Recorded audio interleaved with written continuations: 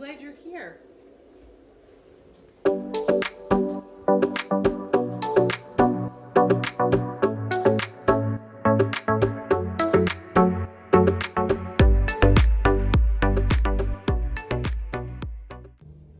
Hi, and welcome back.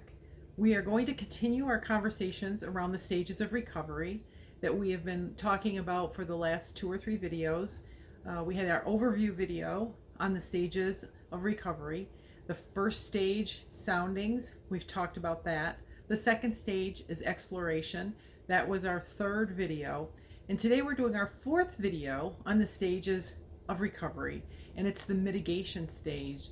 And it's like, so what are we going to do about this? How do we take care of ourselves once we've realized what's going on? In the mitigation stage, parents are beginning to realize that their estrangement from their adult child could be long-term, maybe permanent, sadly. And so they start to become open to taking steps short of restoring the relationship because they think, well, we're not going to get a restoration.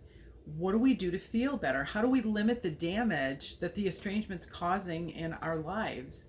So there's this thing that humans do. We sort of normalize our emotional and our physical pain. We get used to it. We're like, oh, this is what it's supposed to be feeling like.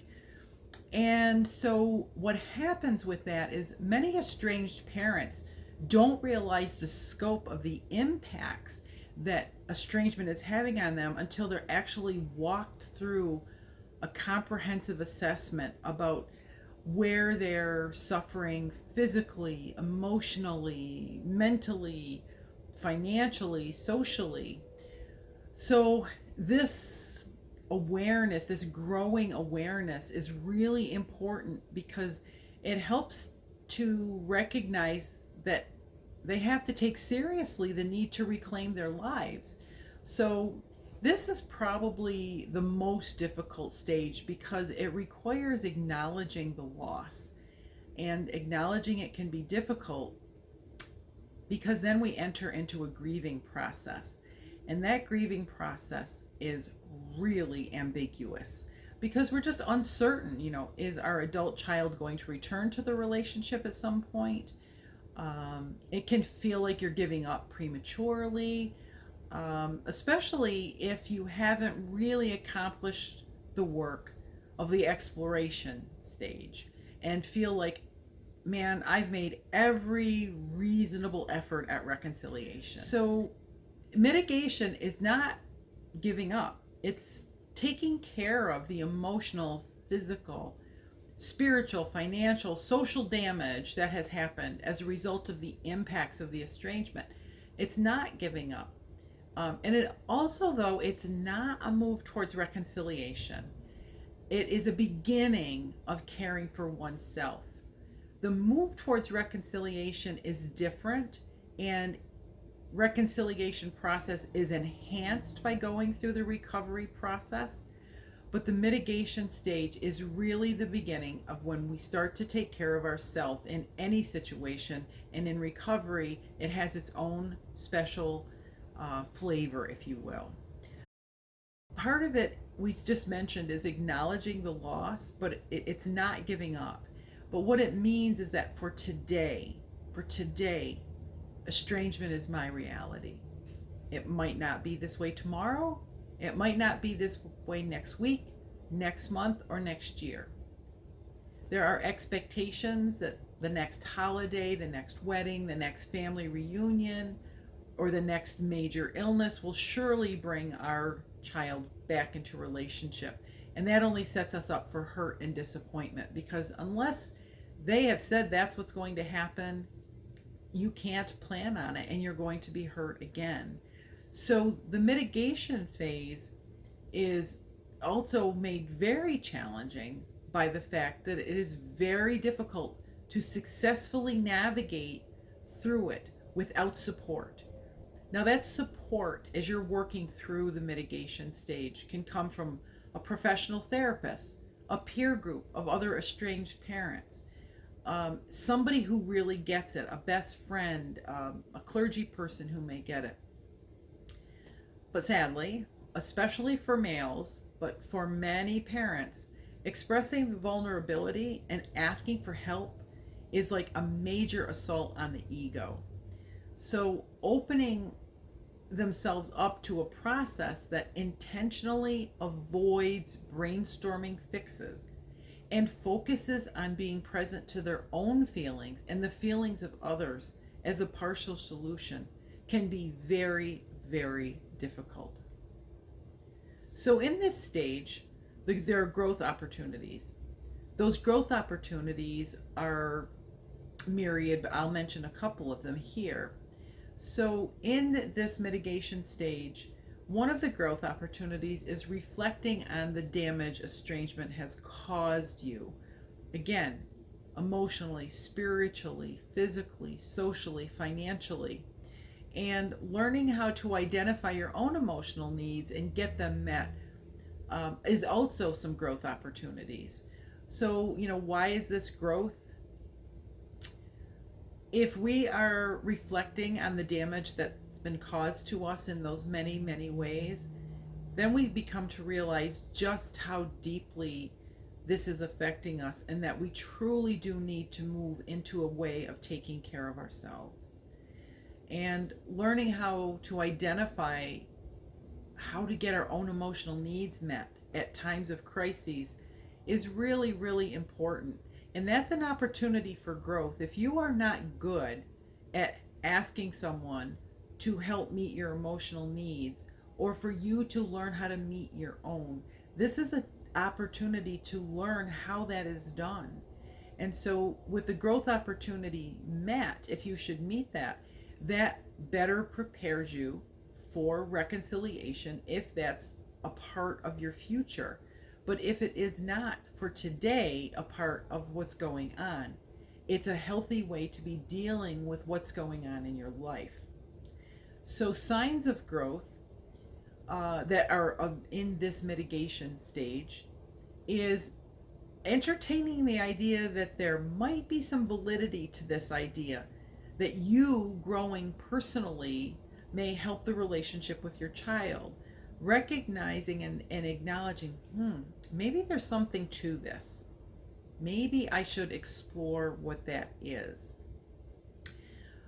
And that it might benefit you on a personal level is another space of growth, sign of growth, is thinking there's something to this and it's not just about a potential reconciliation. It really will benefit me on a personal level. That personal level is all of your other relationships. That personal level is, it will help me get along better with the children that have not estranged me. It will improve my relationship with my partner. It will improve relationships at work. Those are some real growth opportunities and signs of growth. So, of course, we look at the potential pitfalls. Getting stuck and holding on to a point of view that puts the complete burden on you or your child is a potential pitfall. Those are just myths. We know that the complete burden is not on the parent and it's not on the child in most cases. And another pitfall is that holding on to the belief that there is no hope. That's a real place where people can go and feel so hopeless and in despair. And that's just not the truth. There is hope. There is hope for parents that have been estranged in very many ways. So holding this pain at bay that we have will only last so long. We're going to work on it. We're going to try to get past it as far as in healthy manners and learn how to take care of ourselves. But eventually, estranged parents who are working on this are going to be moving in a direction that says, I want more than just getting by. I want more than just mitigating the pain of this estrangement.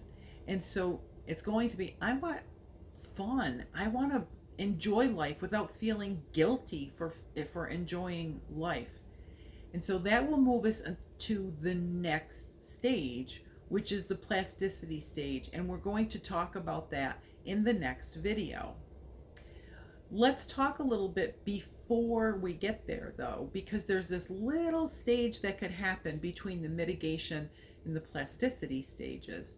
And this is where there can be a natural tendency for estranged parents to bounce back and forth.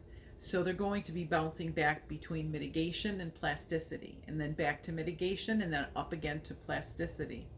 And there's a reason for that, because plasticity requires a lot of energy.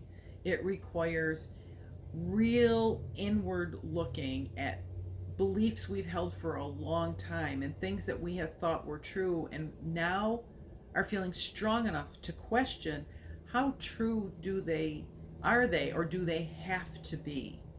So there's this back and forth we call regression and progression. So progression is obviously moving forward.